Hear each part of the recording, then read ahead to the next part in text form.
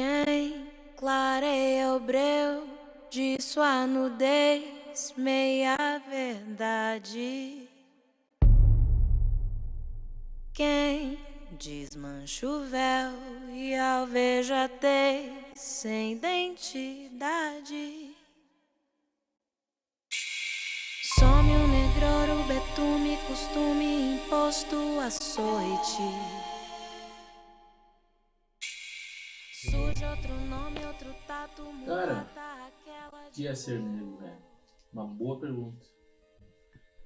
Pra mim, no meu consentimento, eu acho que negro é símbolo de resistência, sofrimento, né? Desde que existe, né? E eu acho que é uma coisa bonita ao mesmo tempo. O orgulho de ser negro que eu tenho, né? Minha família é toda negra.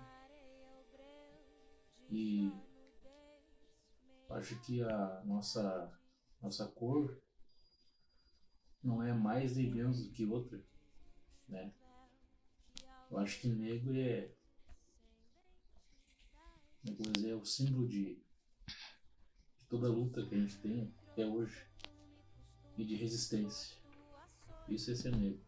Ai, negro para mim é carregar na pele marcas de inferioridade, sentimento de tristeza do que pelo que fizeram com o nosso povo e fazem até hoje, né? Porque ainda existe muito racismo, então até hoje a gente carrega essa dor de não ter a igualdade entre os povos. mulher, outro fim, mesma dor.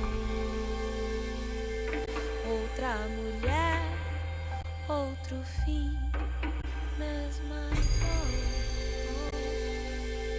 Outra mulher, outro fim, mesma dor. Ser negro é alguém que está sempre sendo diminuído, tá? Enquanto sujeito, enquanto protagonista, enquanto vivência. Tá? Essa pessoa ele tem que estar permanentemente acuado, é como se fosse um animal ferido. Uma dádiva, coisas boas, porque o negro sempre existiu. Pertencer, né, ou sentir-se pertencer à etnia afro. Mas a pessoa ser negro não é somente uma questão de pele escura, né, mas sim uma questão de pertencer, de tu te sentir negro, né, sentir que tu é negro, que tu pertence a essa cultura tão vasta e tão bonita. Cara, o racismo, no meu ver, o racismo é quando tu entra dentro do mercado, pessoas, o segurança fica andando atrás de você, você vai numa loja, as pessoas ficam te olhando, né, de cima a baixo. Né, eu acho que o racismo ele vem de várias formas, num olhar, num gesto. É quando você desqualifica, quando você julga alguém pela sua cor de pele. E o racismo, ele é muito mais do que o racismo verbalizado. Muitas vezes as pessoas elas têm, né, um certo racismo dentro de si, mas elas não falam. Mas a maneira como elas olham para as pessoas, né, negras demonstram que ela tem um certo racismo, sim. Então o racismo, ele vai muito além do que tu falar, né, seu negro, seu isso ou seu aquilo. Às vezes o olhar da pessoa demonstra muito mais o racismo dela do que as palavras que ela não falou. Racismo é pensar que por causa de nossa cor nunca seremos capazes, sempre vamos ser inferiores aos outros, que nós não seremos capazes de ser alguém de alto escalão.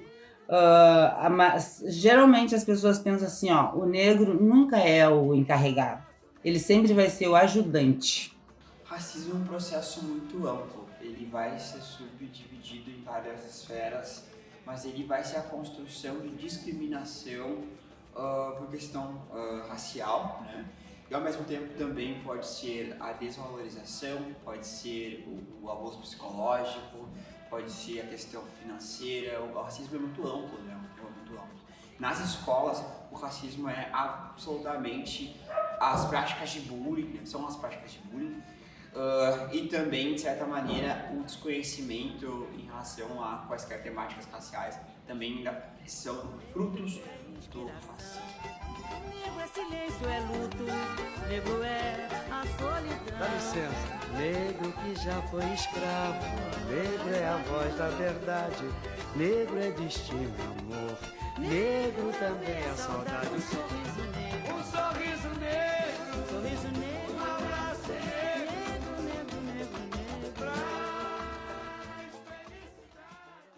Para mim, é quando uma pessoa, né, que xinga ou chama, ignora, não quer chegar perto, tem assim, vamos supor, medo de chegar perto do negro, olha com um olhar diferente por causa do motivo da pele.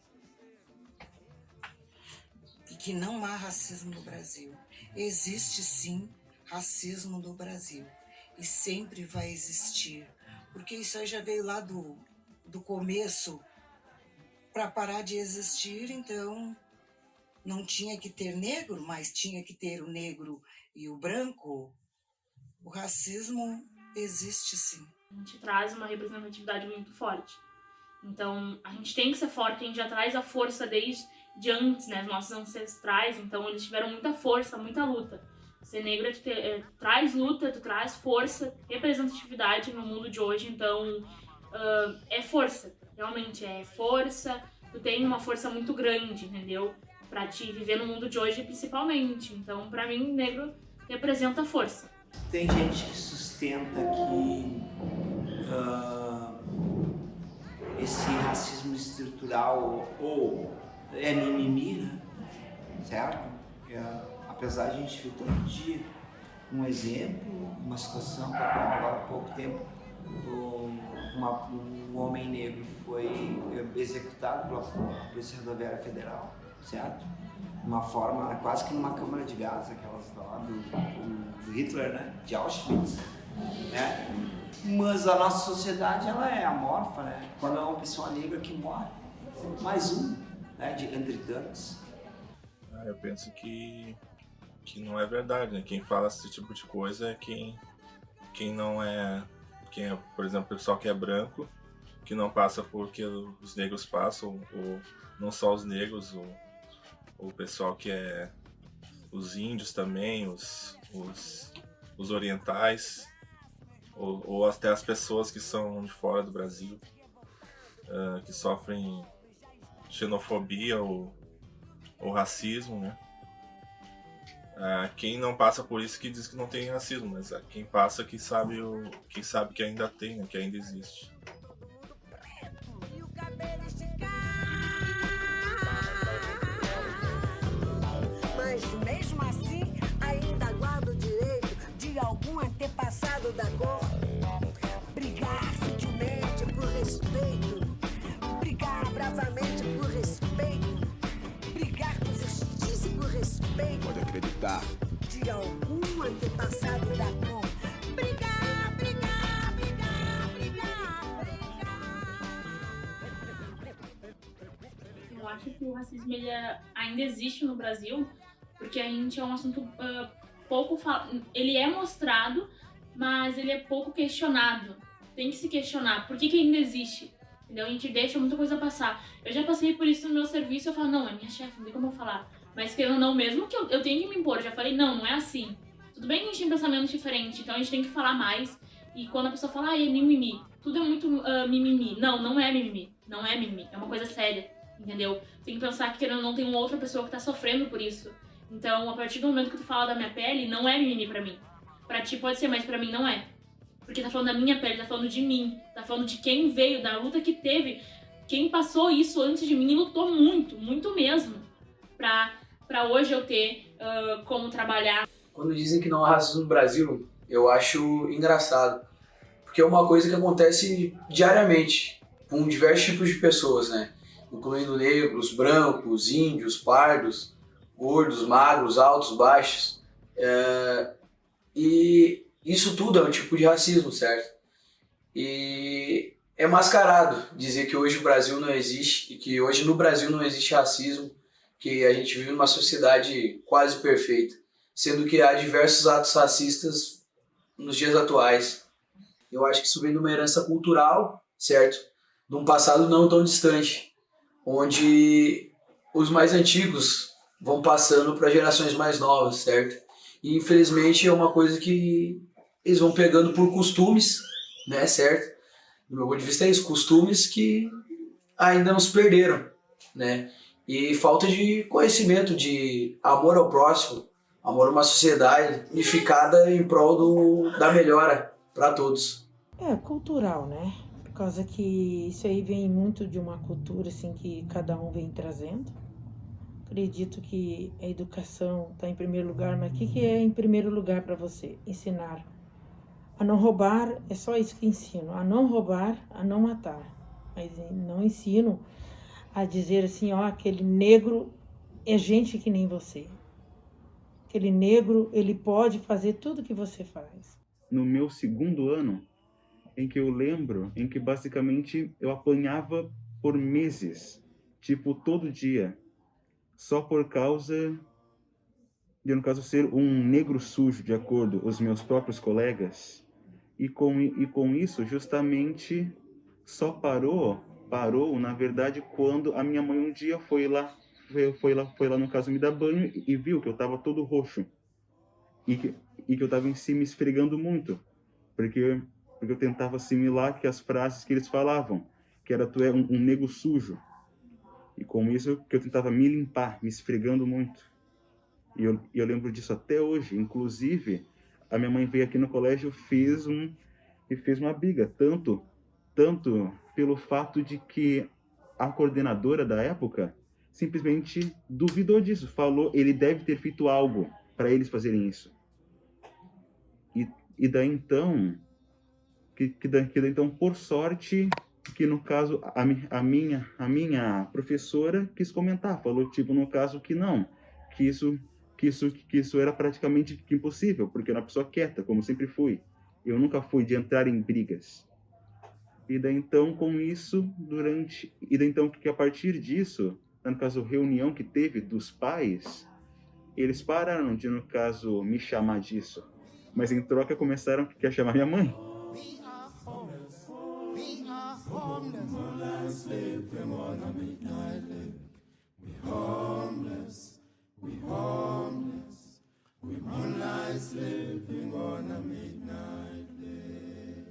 Que é um país velado que emprega a ideia de que todo mundo é um país miscigenado. Gilberto Freire falando muito sobre essa questão, né, da Senzala, grande senzala, né? A gente tem ali, então, todo mundo mas é meu pai, é como se fosse minha família, né? E isso dificulta a luta antirracista.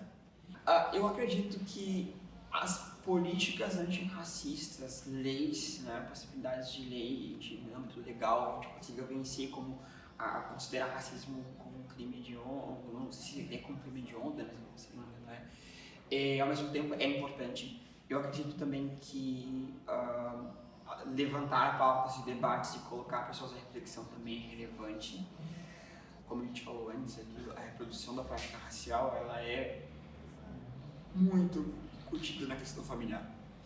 A família reproduz racismo durante gerações e aquele jovem, aquela criança, não sabe o que está falando.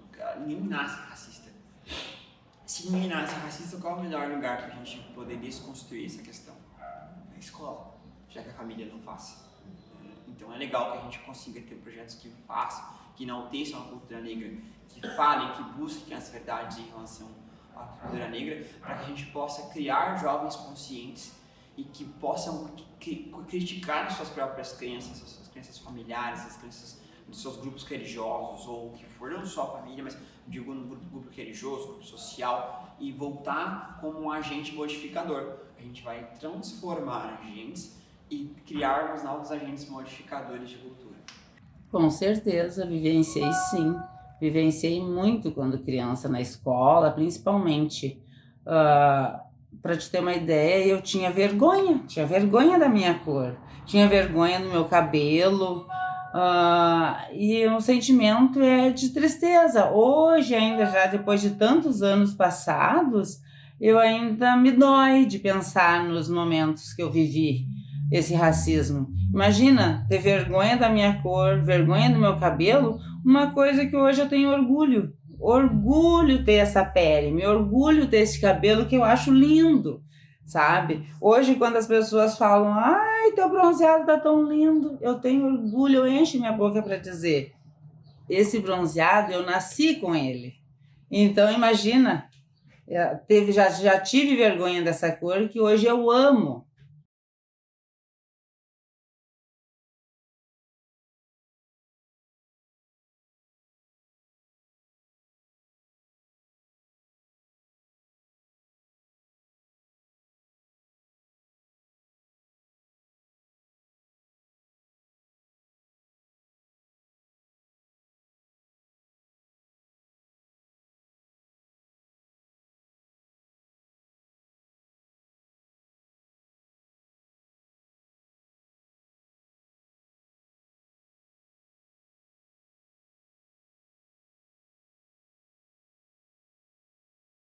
E ela foi muito... ela falou uma palavra que eu não gostei e eu disse assim, ser negra deveriam se ajudarem, né? É que eu fui pra Serra Gaúcha visitar uma prima que mora na Serra, que também passa por um processo racial muito intenso, né? Porque ela, sendo quase uma das poucas pessoas negras morando naquela cidade, fui preso pela polícia, saindo da rodoviária pra festa, porque eu fui acusado de um roubo de uma joalheria, no qual eu nem sabia que existia joalheria, porque eu era parecido com a pessoa que tinha roubado, mas qual parecido é o quê? Ser preto, no caso, né?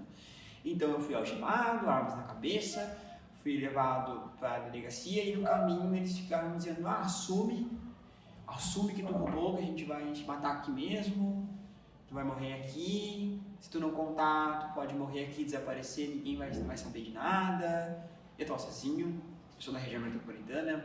Lógico que não vem de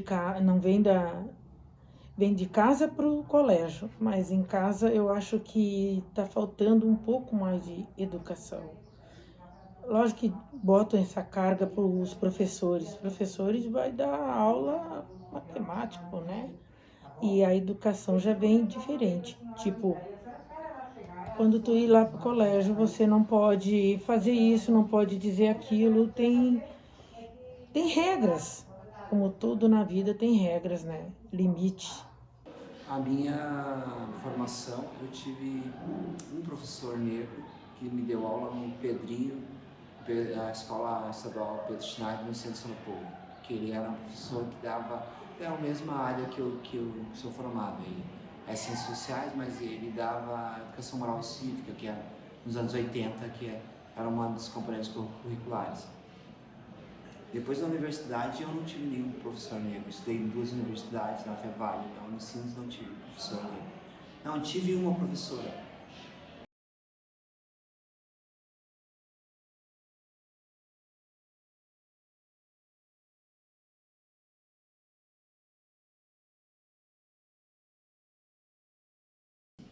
Ser um professor negro hoje de manhã eu estava pensando muito nisso, em razão a como é ser um professor negro, né? Porque a gente entra no sistema acadêmico e ele é excludente, né? Majoritariamente excludente. Eu fui aluno da Unicinos, né? E por muitas vezes me sentia sozinho, solitário, né? A solidão do estudante negro, ela é comum não só em universidades como Unicinos, mas em todas as universidades do Brasil. No fazer docente negro é um pouco diferente, porque a gente vai estar como um profissional como qualquer outro profissional, batendo seu ponto, tendo a sua rotina de estudos e trabalho, a gente vai meio que se desassociando da negritude, né? Porque dentro daquele trabalho, tu tá pensando no teu trabalho. O que eu tenho feito bastante é um resgate cultural nas minhas aulas, até mesmo para eu me resgatar enquanto sujeito negro e também conseguir trazer. Mas há sim, por parte dos alunos, uma percepção diferente disso por ser um professor negro. Quando a gente pergunta para eles, eles nunca tinham tido professores negros antes. Que o meu Brasil ideal, ele é praticamente utópico, pelo fato de que sempre vai ter o ignorante. Basicamente, nunca no caso vai ter que um Brasil onde, por exemplo, que eu tenha mais colegas negros na minha turma do IFSU. Eu tenho só eu e mais um, eu acho, de 30 pessoas na minha turma. E querendo ou não, isso é real. Nos médicos eu vejo muitos, por exemplo, eu quase não vejo que um médico negro, no caso que é atendendo, na verdade que eu nunca tive um, sempre foram que brancos. E em si que um Brasil ideal é um Brasil onde eu veja igualdade de gênero, raça, tudo. E isso é quase impossível, mas é o que eu considero o ideal, mas o ideal não existe. Mas o que podemos fazer é lutar para pelo menos chegar perto. Cara, não tem um Brasil ideal, cara. Não tem quando tu fala uma coisa ideal, não existe, sei lá, pra mim eu acho que não tem uma coisa ideal. O ideal seria todo mundo ser feliz, né? Ter sua casa própria, ter seu carro, conseguir passear com a tua família, ter comida em casa, né? Isso seria o ideal.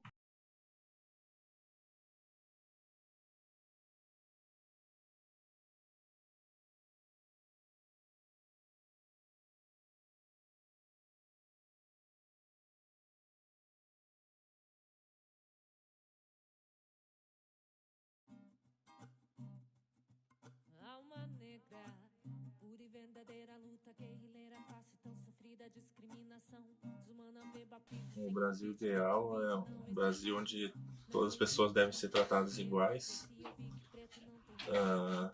tanto não só de negro, branco e outras pessoas, mas de mais ricos e mais pobres, todo mundo ser tratado da mesma forma.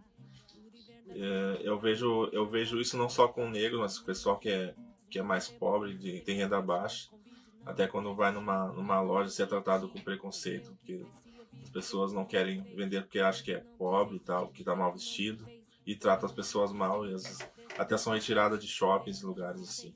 Um Brasil ideal. Só um Brasil ideal quando as pessoas resolverem mudar as suas atitudes. 60% dos jovens de periferia sem antecedentes criminais já sofreram violência policial. A cada 4 pessoas mortas pela polícia, 3 são negras. Nas universidades brasileiras, apenas 2% dos alunos são negros. A cada 4 horas, um jovem negro morre violentamente em São Paulo. Aqui quem fala é Primo Preto, mais um sobrevivente.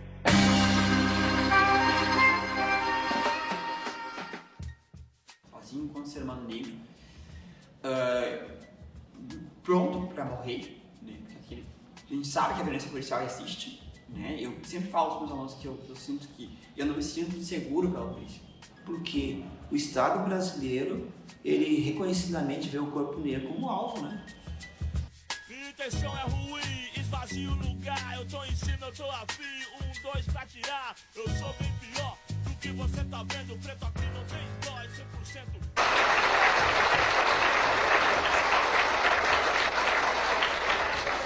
To bring about the complete independence of people of African descent here in the Western Hemisphere and first here in the United States, and bring about the freedom of these people by any means necessary.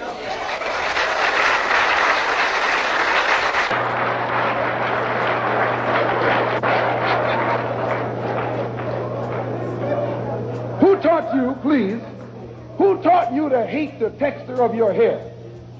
Who taught you to hate the color of your skin to such extent that you bleach to get like the white man? Who taught you to hate the shape of your nose and the shape of your lips? Who taught you to hate yourself from the top of your head to the soles of your feet? Who taught you to hate your own kind? Who taught you to hate the race that you belong to? So much so that you don't want to be around each other.